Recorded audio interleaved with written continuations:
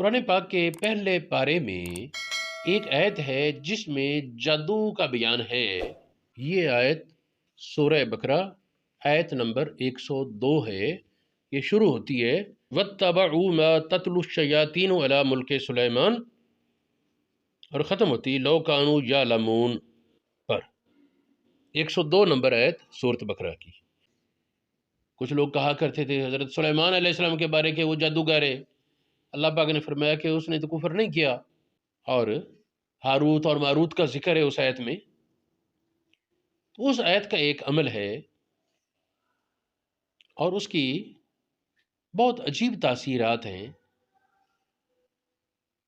اس آیت کو ہر فرض نماز کے بعد 7 بار پڑھے۔ اس سے اس پڑھنے والے پر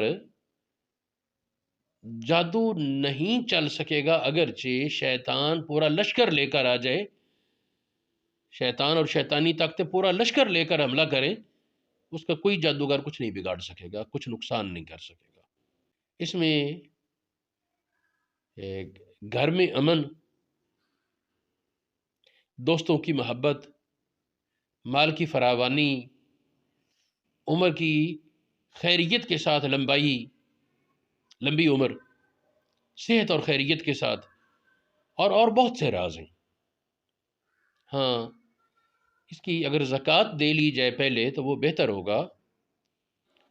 تو اس کے لیے 1000 بار یہ آیت پڑھنی ہے۔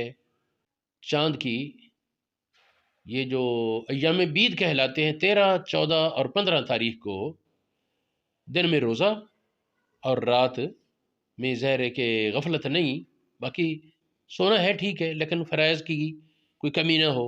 رمضان پاک میں یہ آسان ہے، 13، 14 اور 15 کو یہ 1000 بار پڑھ لینا، روز کی 333 بار بنے گا۔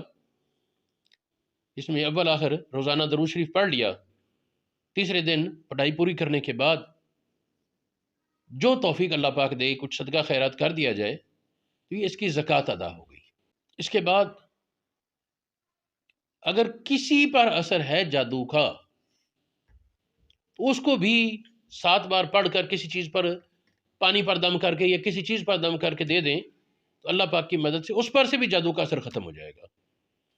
اور جو پڑھنے والا ہے اس پر تو جتنا مرضی گہرے سے گہرا اور سخت سے سخت اثر ہو، اس کے وہ اثرات بالکل ختم ہو جائیں گے، اور اہل و عیال بھی اللہ پاک کی رحمت سے محفوظ ہوں گے۔